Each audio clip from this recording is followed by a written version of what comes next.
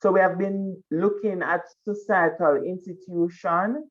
Yesterday we looked at the family and we started to look at education. Now,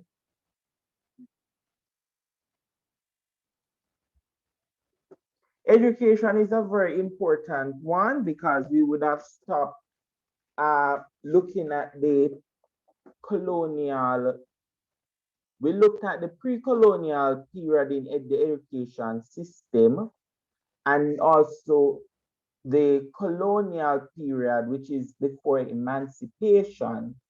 Now, after emancipation,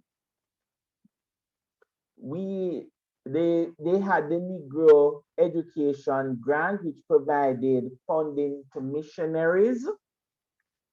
Uh, Also, the Michael Teachers College was established in 1836 to train teachers.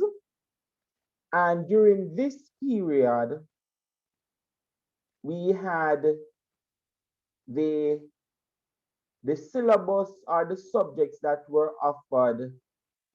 They did British history, Jamaican history, geography, Jamaican geography, British geography, Bible reading, writing, and arithmetic.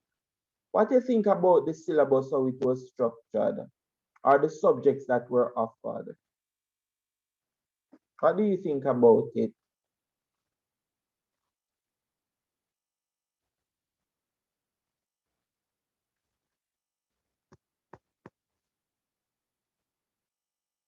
The subjects that were There wasn't much variety.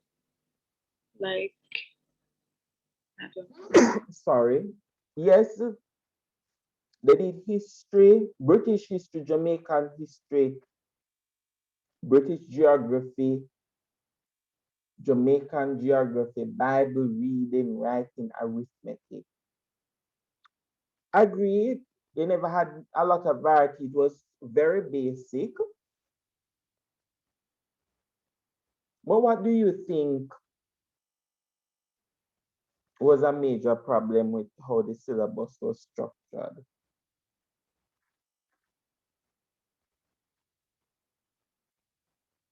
If you look at the subject, why do you have two history classes? Why do you have two geography classes? Sir, Go ahead for me. I'm not sure if it's right, but I think what's wrong with the syllabus is that even though we were emancipated, um, Mm-hmm. they still they still try to like put in certain aspects of their culture while it should have been about um the previously enslaved. So like British geography, it wouldn't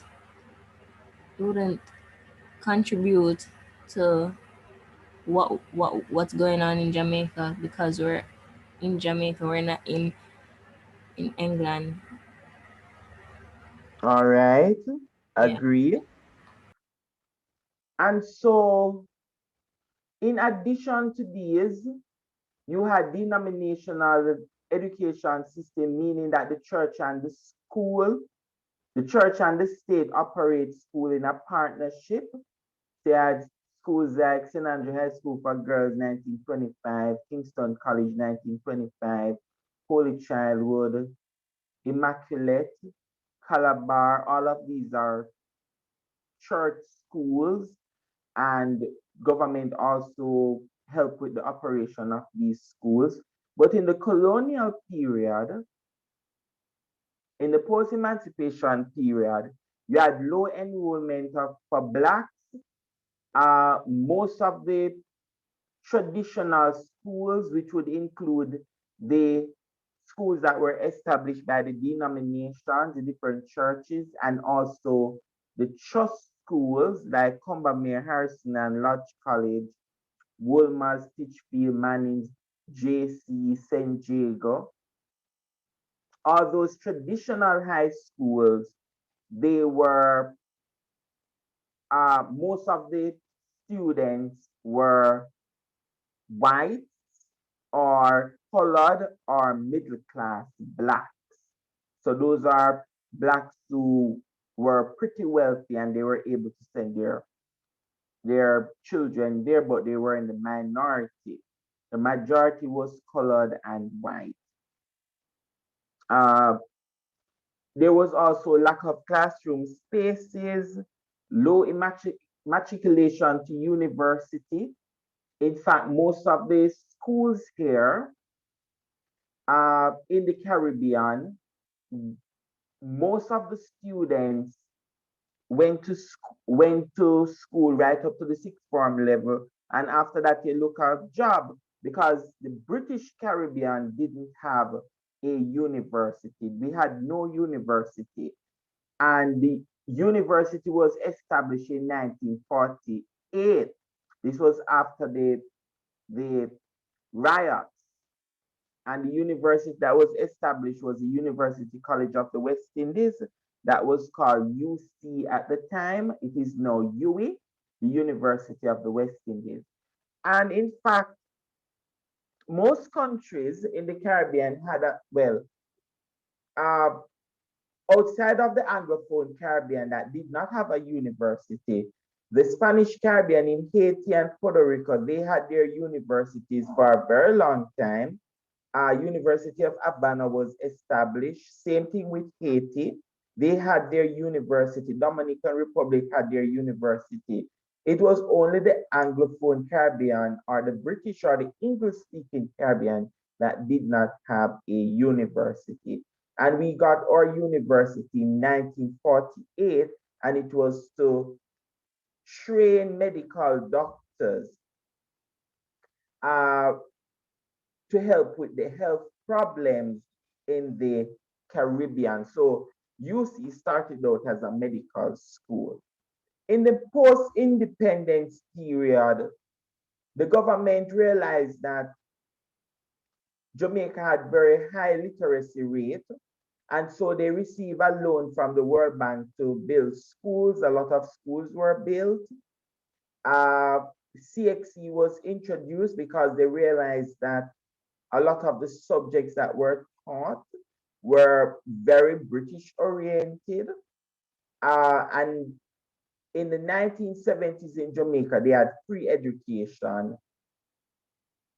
In Barbados, they still have free education up to today. Trinidad have free education right up to the university level. Same thing with Barbados. You don't pay to go to the university. Once you're a citizen of Barbados or Trinidad, you go to the university free of cost. Well, not really free of cost, but you don't pay. We only had that in Jamaica in the 1970s under Michael Manley's PMP administration.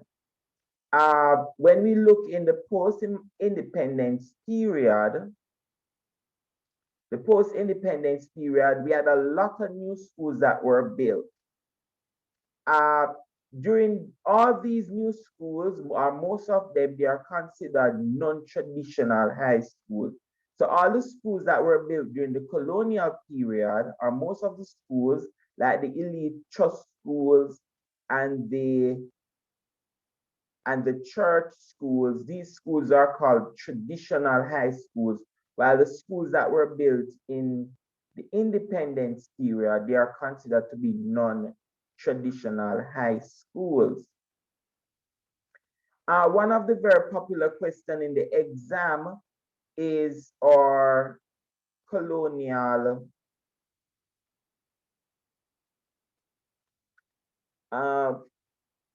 one of the popular questions is asking us about the colonial education system, or how the Caribbean colonial education is reflected in the Caribbean. And one is through our system of certification. So we have things like GCE, O level, A level. Right now, GCE and O level is replaced with CSEC, and A level is replaced with CAPE. So the system of certification that we have today in the Caribbean modeled the British system. Then the language of instruction in most schools, students are not permitted to speak their Creole, with the exception of countries in Aruba, Bonaire, and Curacao, in which their Creole is formalized or accepted as an official language. If we look during the colonial period also, you and also today, you'll realize that uniform plays a very big role. So there's a lot of schools that still wear ties, gowns, well, not gowns, but graduation, you wear your gowns, your robe, badges, uniform, all of these different stuff. And in the school, there's a lot of, for extracurriculum activity, you have like Girls Guide, Scout, Cadet. Do you have Girls Guide at St. Andrew? So I think we have Rangers. It's like a variation of that, I think. Correct me if I'm wrong, anybody. But we don't have Oh, like Girl Guides or Brownies. I think that's Brownie. like Sir, primary Rangers school. is like an extended part to Girl Guide. Girls Guide. Okay, so Rangers is part of the Girls Guide unit. That's what you're saying? Yes, sir. All right, good. So the Girls Guide, the Scout, the Cadet, these are supposed to train females in domestic uh, things. The Scout and the Cadet supposed to train the males to be manly and to have good morals and values. If we look at our curriculum, uh, back then it was quite a lot of British literature and history. Even if you're studying English language, a lot of the poems were very, very British. You never had Caribbean poems that were actually talking about Caribbean experience, like Martin Carter, This is the Dark Time, My Love, or any of the poem by Louise Bennett.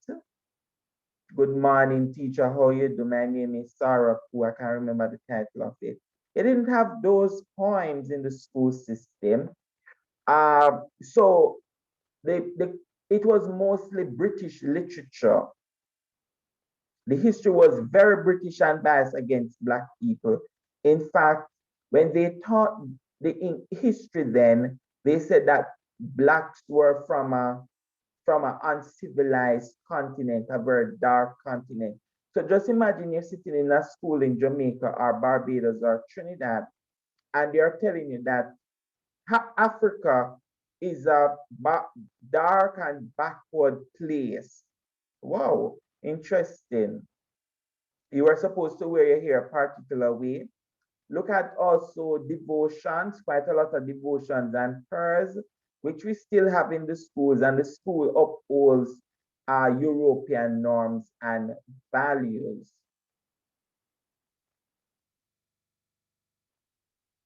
Now, education has quite a lot of impact on our society.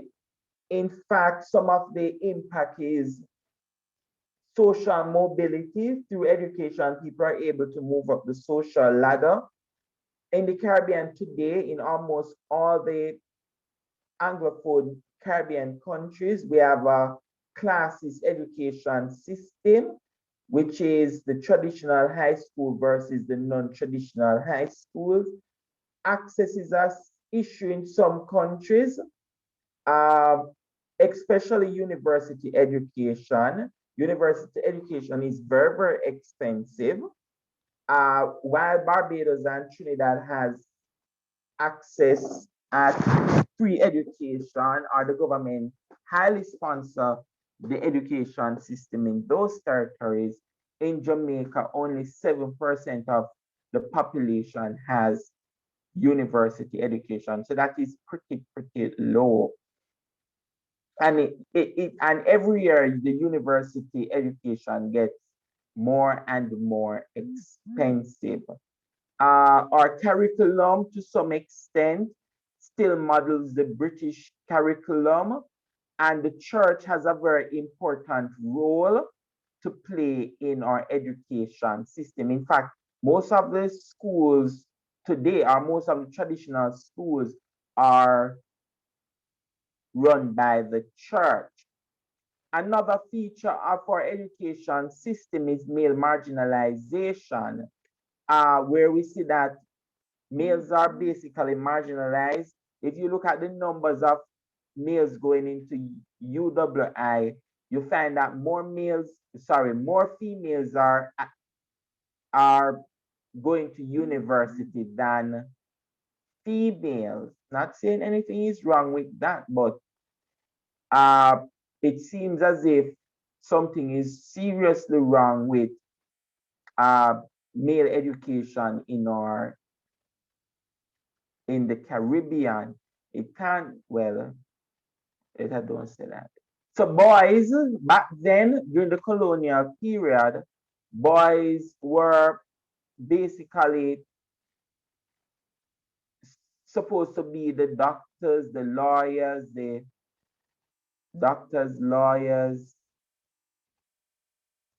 basically those top professions, while the girls, they are supposed to be in the arts, they're supposed to be like, for example, like teachers, secretaries, all of these different stuff. And so right now we are seeing a shift in that because more girls are getting educated, although most persons at the top of the society are still males. So even though females are outdoing the males, when it comes to education, males still dominate the boards in our country.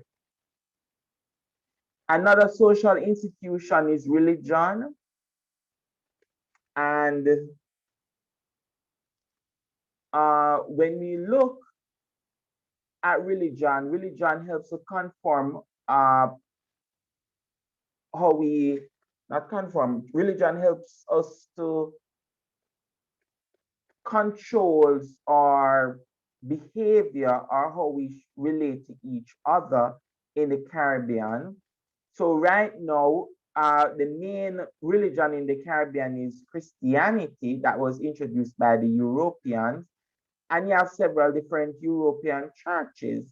You have the Roman Catholic, the Anglican, the Moravian, the Methodist, the Baptist, the Presbyterian. And then in addition to those churches, you have the North American churches, like the Seventh-day Adventist Church, the Church of God, the New Testament Church of God, the Jehovah's Witness, Latter-day Saints, Pentecostal or Apostolic. So these are all American churches that came to the Caribbean, and they are more popular in some Caribbean territories than the mainstream European churches. So for example, the Seventh-day Adventist and the Pentecostal church, these churches are the two largest churches in Jamaica today. While if you go to countries like St. Lucia and Grenada, the Roman Catholic Church is the largest, has the largest membership there because over 80% of those islands are Roman Catholic, while in Barbados, the Anglican Church is a very big church in that territory. In addition to Christianity, we have the syncretic or Creole or African-based religion. We have Voodoo in Haiti, Orisha in Trinidad, Obeah Rastafari, which is creolized because, or a syncretic form of religion, because while they do advocate for Afrocentric practices, they rely largely on the Judeo-Christian Bible. We have Shelter Baptist, same thing as Spiritual Baptist, Revivalism, and Santeria. In addition to Christianity and African-based religion, we also have Hinduism or Islam. And they are also very, very popular. And so some of the impacts of religion on the Caribbean we have cultural diversity. The Caribbean is very diverse culturally. We have identity. Our identity is really very religious. And as I said to my earlier class, I was saying to them that even though Christianity and Islam and Judaism and Hinduism, I should have had Judaism because Barbados has a Jewish synagogue. Jamaica has one. And you do have practicing Jews in the Caribbean. They might not be a lot, but there are a few of us that practice Judaism or some syncretic form of Judaism today in the Caribbean. So our identity is very religious. For Christianity, not a friend of mine, my brother's wife, she grew up as a Muslim, and he grew up Christian. And so she said to me she said to me in December that when she met my brother, both of them start to exchange, like share the different belief, one Christian based, one Muslim based. And she said most of the stories that he would have shared with her, Christian stories, are some of the very same stories that the Muslim has. Same thing with Christian. In fact, all the major religions of the world, the three Abrahamic religions, Christianity, Judaism, and Islam, they all believe in Abraham and the creation story. They have the same creation story and the same, what do you call it now? Same creation story. And some of the very same Old Testament stories, they all have the same story, even in Hinduism. And so our identity is very religious, and our national holidays are religious holidays. Most of them are Christmas, Easter, Ash Wednesday, Diwali, Pagwa. These are all religious holidays.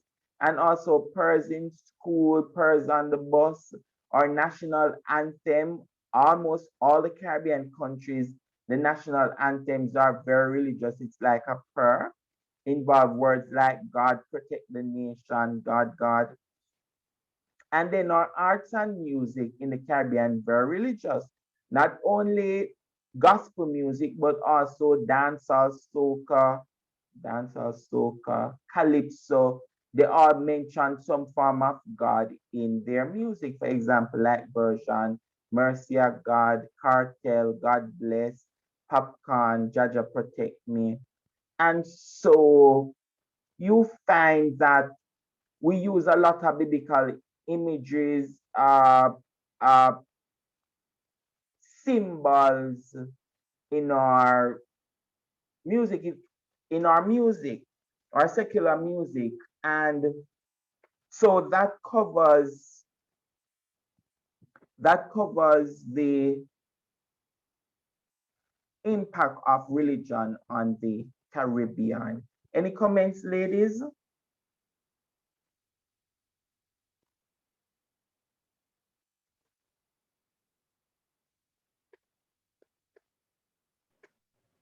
No, All right, so I'm going to share something with you from Vereen Shepherd program.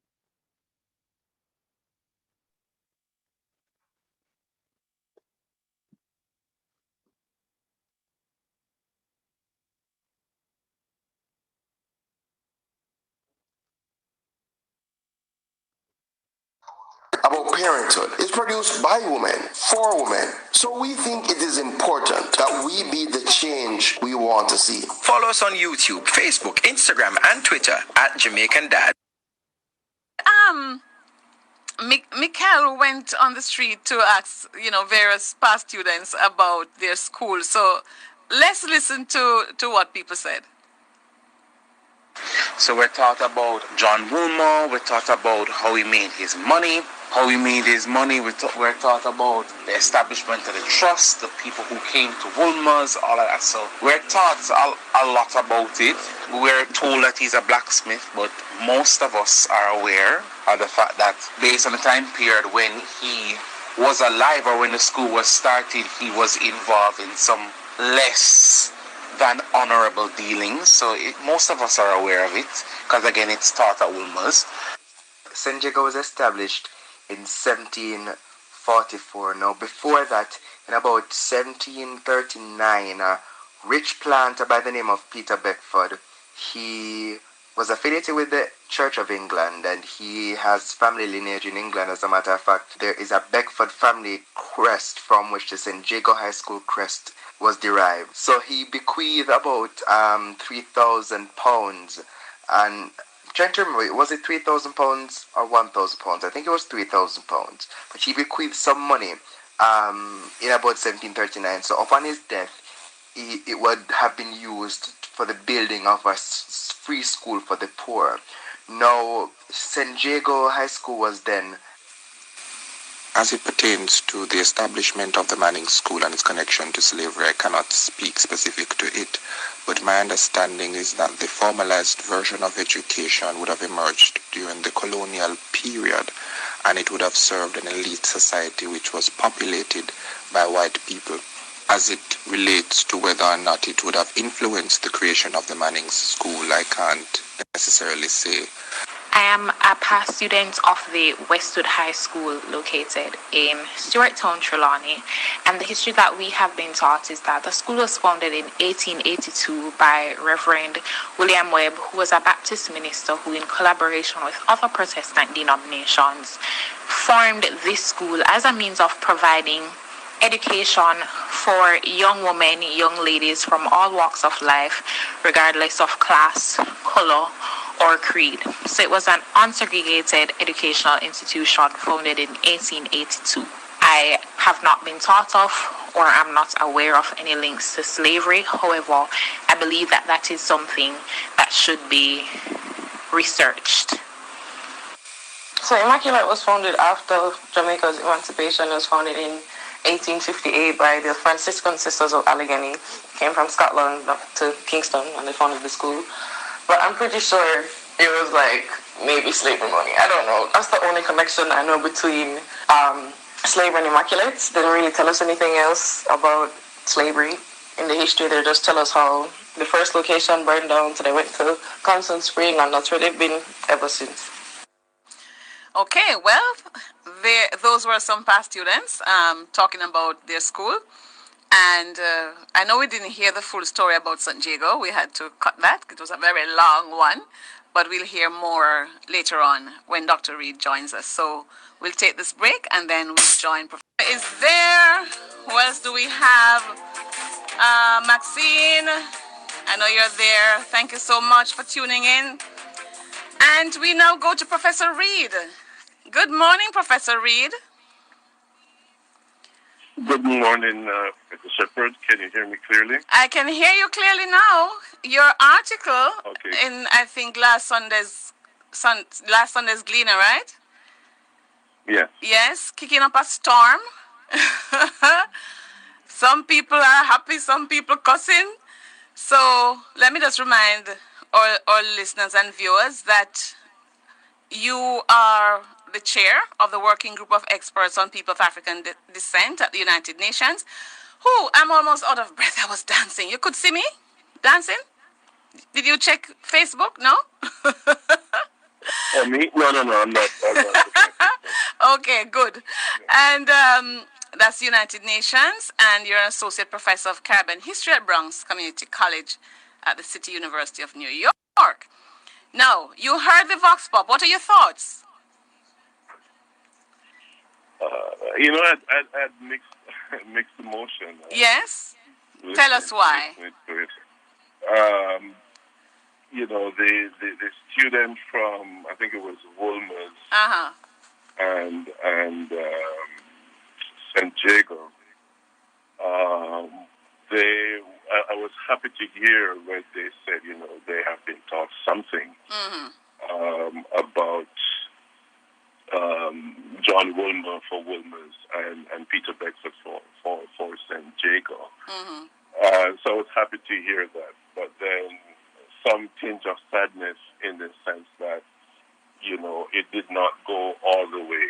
And I sense that they got a romanticized view in that sanitized version of history. That's what they got. So they got something, but I don't think they got enough that, tells the true story of who these individuals were. So, when the student from St. Jago says, well, at the school, the crest of the Beckfords is there. That is also quite interesting because there are other schools that were started during the period of enslavement that adopted the crest of their enslavers, their benefactors or founders, if you want to look at it. But Professor Reed, when you're speaking of the crest, so we have been talking for the past weeks about the insignia worn by not just a Jamaican, not just His Excellency Patrick Allen, who is the Governor General of Jamaica, but the Governors General for other Caribbean territories. I have a list of them. They also wear that insignia. So does the High Commissioner from the UK to Jamaica and his counterparts. So the issue of crest now, it's troubling that the crest of some of the schools would be some version of the crest of the enslaver who founded their schools. I think the schools have to look into that. Yes, I think so too. Yeah, and those with all these Latin mottos, which we don't know what they mean. Well, of course they tell the children what they mean, but I'm saying that they need to be indigenized. We can't be living in a post-colonial society and then have these colonial relics. And I'm not saying, all of us will have to look into the history of our schools, and see what lobby we can, how we can lobby the school to make changes that reflect who we are. Yes? So, tell me something about your research. Why are you researching this topic, by the way? So, I'm in the process of writing my book. And so all of this started. I was curious to know about the legacy as it relates to enslavers who called Jamaica home. And I was curious enough wanted to find out what did they do with the money they got come 1834. So I started down that road and I started to see all these names, these individuals who were major plantation owners, major enslavers. They lived in Jamaica. So I started to follow the money, so to speak, to track their legacy through time from 1834 to the present. So there were a set of names that kept coming over and over and over and over again. So in following those names, then, it started to take me to the direction of a lot of these what we now call traditional high schools. A lot of these individuals were trustees who had fiduciary responsibilities and duties to these schools. So I said, well, this is interesting. So I started now to broaden my investigation to look at the institutional legacies, not just financial institutions or families, but also looking at the educational aspect of it. And most of what has been written about education in Jamaica is more or less, what happened after the emancipation period and all these educational grants and so forth. Not much investigation went into the connection between these institutions and their benefactors. And I was motivated by this also because of what goes on and what is going on here in the United States and in England, where institutions have now investigating their past, looking at their ties to enslavement. So that was the motivation. Okay. And so that's how one thing led to another. Right. Now, this book you're writing came out of your PhD at Hull University? No. My thesis looked at Eric Williams' Capitalism and Slavery. Okay, so this is a brand new research area. Yes. Okay. Yes. So in the process of your research, you say you've researched individuals, you have looked at financial institutions and banks and so on, and you have looked now, and you're looking now at the schools, some of the schools that were started with the money from enslavers. So which are the major schools? Give us a sample of that list that you have found. Yes. So it keeps getting interesting, but I'll start with the known. Just to list them, because we have to take a break and then we delve into some of them. But just give us a quick list. Yeah. So we're talking Mannings, we're talking Wolmer's. Mannings, Wolmer's, JC, Jamaica College, St. Jago, and Monroe. There are others. There's Fitchfield, there's Racine, and so quite a few. What about Cornwall College? Well, Cornwall is interesting in that the property, where Cornwall is, it was given to Cornwall by the Carjarats, and that family has had a long history in terms of the plantation period. So the investigation now is to see or to prove whether or not that piece of land, that parcel of land that Cornwall College is on, was a former plantation. And, okay, so that research is ongoing. Okay. Yes. What about Hampton? Well, Hampton was a part of the Monroe and Dickinson Trust. And so when they formed the Monroe College in 1856, the same trust, that same money was used to form Hampton, 1857 or 1858. I could go back and look at the exact dates. But Hampton would have been, if you want to look at it that way, a sister institution, if you will, of Monroe. The girls' equivalent of Monroe. Yes, but they were both tied to the Dickinson Trust. Okay. And I'll talk about that at some point in the program. So most of the other schools though would not have had that kind of history. But if they were started by Anglican churches, do you still implicate them? Well, that's an interesting question. All right, we'll save that for another time when we do the part 2, because then I have to go check if St. Mary High School, what St. Mary High School has to do. I see David pointing at me. I went to St. Mary High School. I have to confess. Well, the school is 60 years old. It's not, like JC and Hampton and Monroe and Wolmer's and all that. It's a young school. So, but I know we used to sing. I had an Anglican hymn book. So I know it has a history tied to the Anglican Church. So we'll have to go do some digging into that. The Church of England. Yes. The Church of England, in Barbados, we know they're planted there. The seminary that they own down there. Yes. Okay. Right. So the part 2, we'll have to look at the churches and their investments and how we are tied to them. So, but we have to take a break, Ahmed.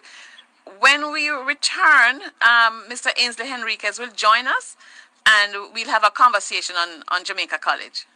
So forward. Okay. We are now joined by Mr. Ainsley Henriquez, a past student of Jamaica College and the chair of the Norman Manley Foundation. Hi, Ainsley. Doreen, it's a pleasure to be with you today. Thank you so much. We go back far, not true? Down to Jamaica National Heritage Trust, and we have been digging up things, digging up artifacts, but also digging up new knowledge, right? Absolutely, girl. That is a very important role that you play, because we all share the same thing. Yes. Knowing our history. Knowing our history. The good and the bad parts of it, not true? Absolutely. Yes. And today, it's not only the Mandela Day, but we've just lost John Lewis as well in the United States. Oh, yes. He probably and my head is not that good to Well, remember. don't worry. But from what I gathered from your museum when you took me on that tour, this school wasn't always at Old Hope at Hope Road. No. It started in St. Anne, and I think it also was in Barbican. Claret at one stage. Barbican. And Barbican. Yes, and it moved to Barbican, and the present location is from around the 1890s when it became a university college. Right. The first so-called university in Jamaica. Right. So you have the museum. How else is Drax memorialized at JC? Just basically by a name of one of the halls of which the college is comprised, or the school is comprised. There's Drax College, and there is a number of different names that have been boys are placed in what are known as. All right, ladies, what are your views on the interviews in terms of the schools being linked to slavery?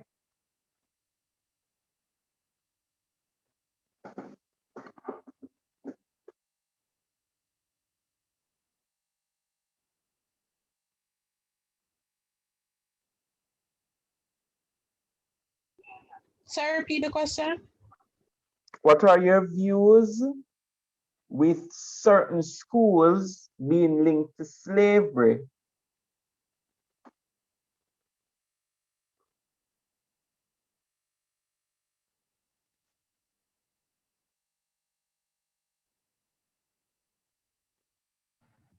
Sir? Go ahead for me, Gilbert. I don't think it's something that is shocking, because when we, well, you know, maybe Andrews isn't like that, but when we look at schools like Andrews and we see the women back in the day when we go into the museum, it was literally just a whole bunch of white people. So it's not something that's surprising that the school was linked to slavery, because I mean, like we're saying, the school is another form of like social control in a way. So I could understand why they would try to use that to control what Black people would learn, in a way to kind of make us more like subservient to them. Because, you know, when they're controlling what we're learning, it's almost a form of like censorship in a way where, you know, you don't know much, but we know what they want us to know, you know? All right, very good point. And in the interview with the students from, in the previous class, Caribbean Studies class, a young lady in there said that she went to Wolmer's and she learned about Wolmer's. They had a book about Wolmer's and everything, but nobody said to her that the founder of Wolmer's owned slaves, and the school was not built for Blacks, was built for whites. And then a lot of the students in the interview on the program said these schools were, they were told that the schools were for poor boys or poor girls, but they left out a very important part of the poor. It was for poor whites, not for poor Blacks. So how the school presents its history, it presents its history in as a student said, it romanticized the history. And if you look, as I said, if you should go into your own museum at your school, you will realize that the history is Blacks were excluded. Blacks were excluded. If you look at the names of the buildings and the different, if you should maybe do a research on the different house and houses at your school and the history behind some of the persons there, or even the money that was used to establish the school, it could be that the money comes directly from slave money.